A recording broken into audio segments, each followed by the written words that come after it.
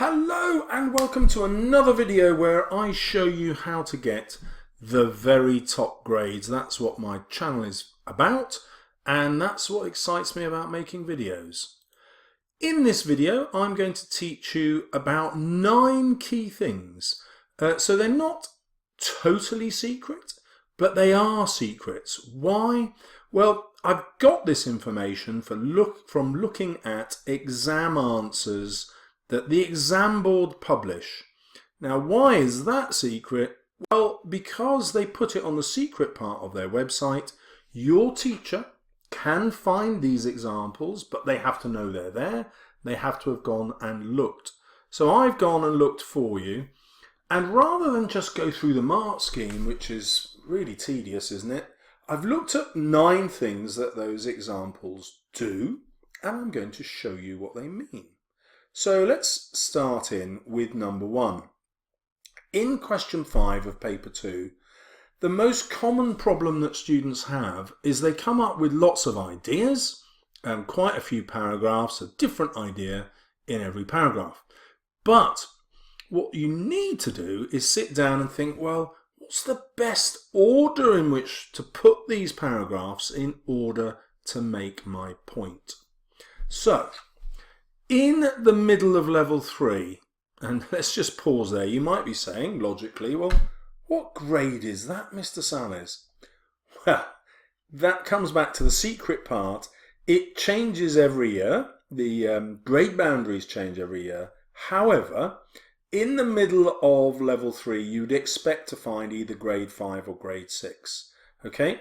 So you can get to grade 5, maybe to grade 6, by having really good paragraphs but no argument. To get beyond that into level 4, which is where grades 7, 8 and 9 will be, and that's why we're looking at it, you need to have constructed an argument, which means your paragraphs have a structure. One paragraph builds to the next. In an argument that doesn't work, you could chop those paragraphs up and put them in a different order and it would have the same meaning. Okay, so you must have some planning. Just a minute, 2 minutes, I simply number my points. So I've written down some ideas, then I number them in the order I want to present them. You don't have to do anything extra special to get to the top of level 4. You just have to have an argument. Okay, next are the number of words you've got to write. Now that's not in the marking criteria, but this is what happens. You can't get into level 3 properly, so grades 5 and 6, if you're not writing over 400 words. Just isn't going to happen. Yes, there'll be the odd exception, but that's not going to be you. The law of averages, you've got to get over 400 words. Now the good news is you don't have to write loads over 400 to get into grade 7. Okay, you can still write 400 words. If you want to get to the very top, you need to be sustained. And so you need to train yourself to write at least 500. Okay, there isn't any way around that. And, you know, if you can't write 500 words in 40 minutes, then chances are you're not going to get the top grade, and nor should you. Really, you know, this is a skill that few people have perhaps, but only at 2.5% of people get grade 9. There's a lot more than 2.5% who could write 500 words in 40 minutes. I would say at least half the students watching this video could do that. Now what you'll start to notice is you're getting rewarded now not for skill but for effort, and that's really encouraging because it means lots of people can get the top grades. Right, the next thing that you need to focus on are the rhetorical devices. In my other videos you will have seen MADFATHERSCROCH used. I won't explain that now. It's just a mnemonic to name all the rhetorical devices. For example, M is metaphor, that H is hyperbole, over exaggeration, and that H is humour. Ooh, the phone, hold on.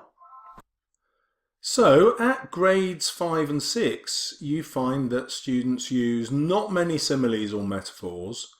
The main technique is contrast, And so that's your number one skill to master here. You've got to start contrasting things, the good and the bad, the old and the young, the present and the future. Lots of emotive language and alliteration. But that only gets you as far as grades 5 and 6. To get to grade 7, you need all of those things, lots of contrast and alliteration, but you get a lot more repetition for effect.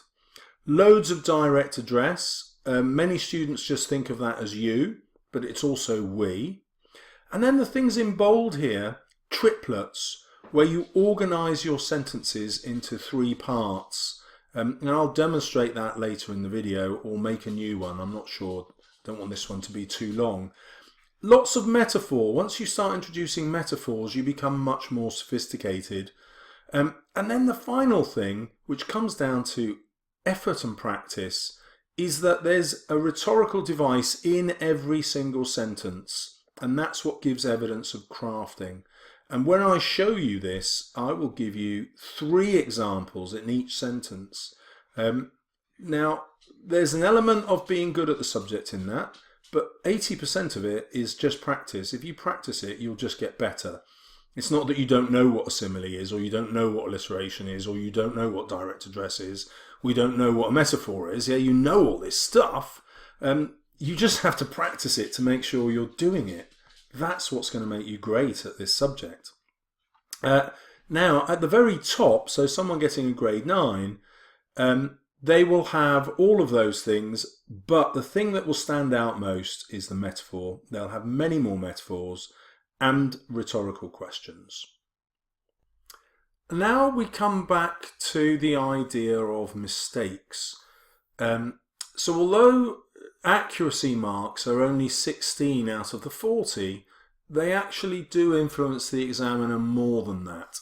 And that's only natural, because if you think an examiner loves English, a candidate who just doesn't use English properly is deeply offensive to an examiner. So what you'll find is you can have some mistakes and still get the grade 5.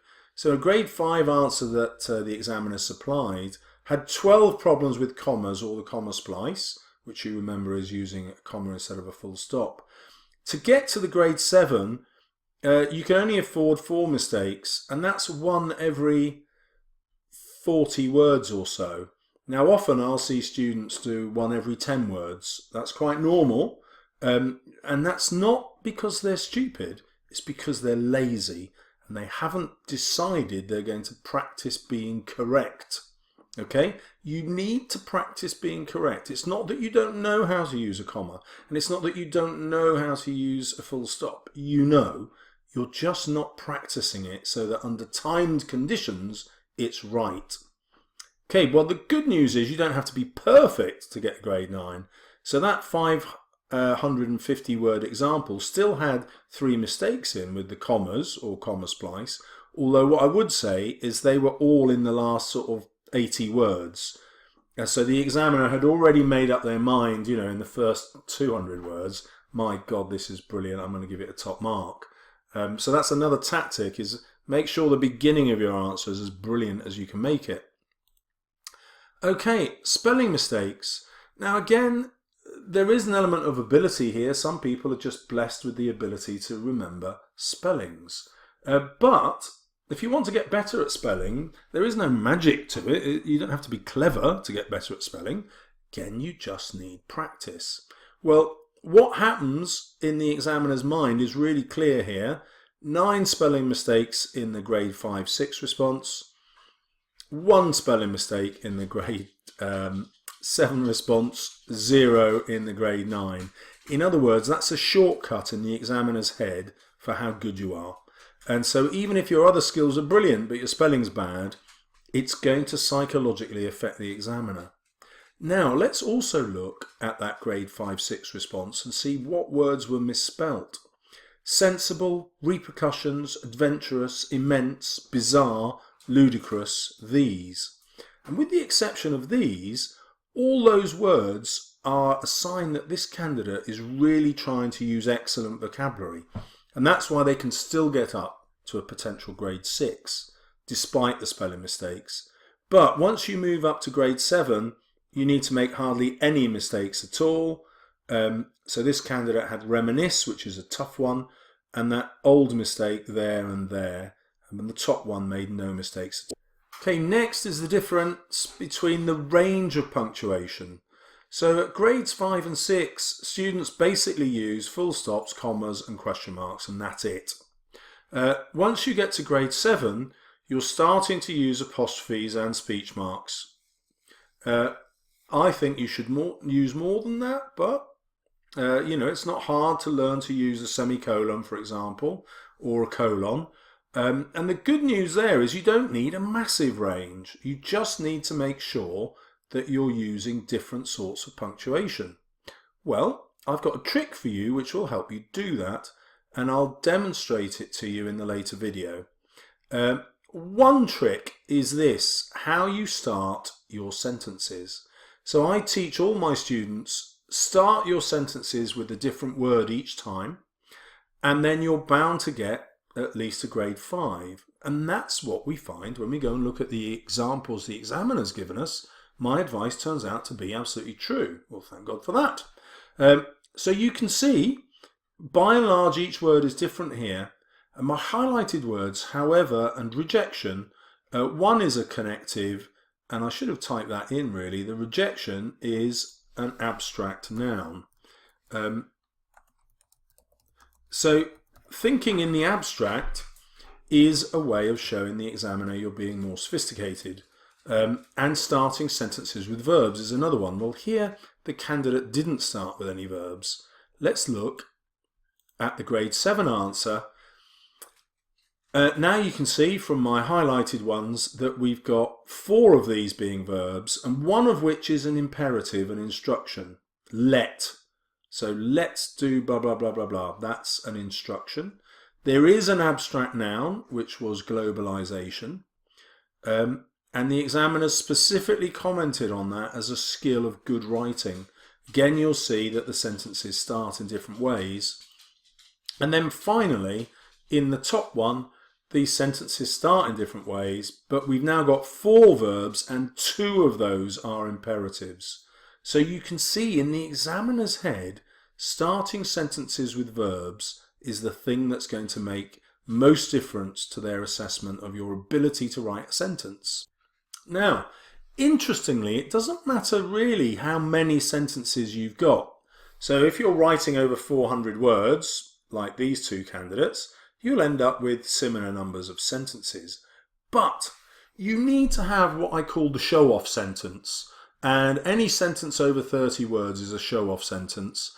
And that's the technique for impressing the examiner that I mentioned earlier. So if I go back to my range of punctuation sheet, where you will start using this greater range is when you are writing your show-off sentences. They make those sentences much longer. So at grades 5 and 6, the candidate had 2 over 30 word sentences and 1 at 29. At grade 7, 3 sentences over 30 words. But once we get beyond that, really showing off, we had 3 sentences which were only 1 word long, 3 over 30 and 2 over 29.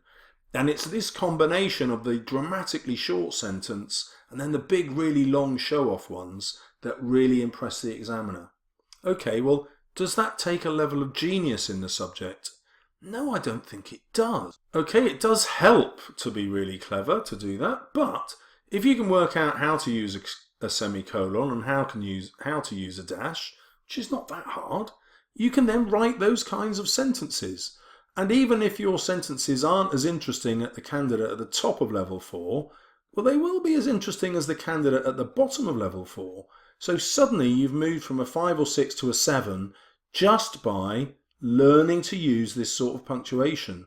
So it's a really easy way to kick-start your marks. Learn advanced punctuation.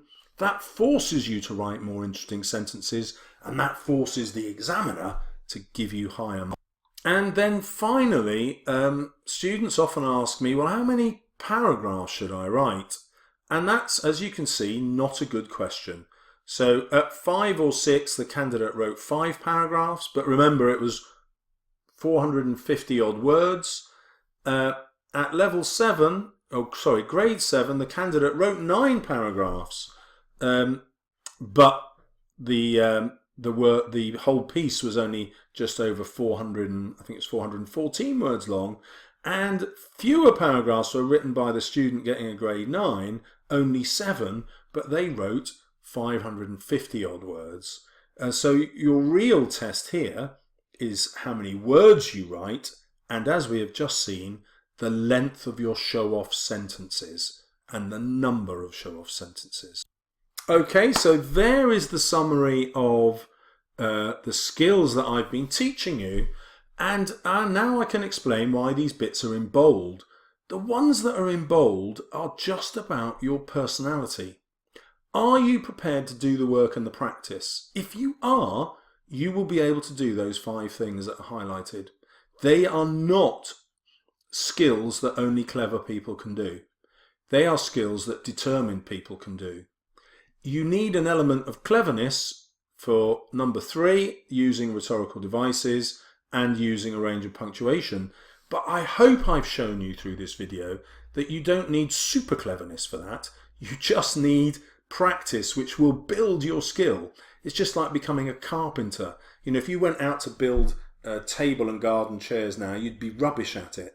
But if you practiced it, you would develop carpentry intelligence and you would be able to do it. It's the same with English. So, well done. Now you know how to get up to grade 9. That's what all my videos are about. If you're a new viewer, thank you very much. Welcome to my channel. Don't forget to subscribe for more videos showing you how to get the top grades. And if you are an old viewer, thank you very much for watching, and I look forward to seeing you back on my channel.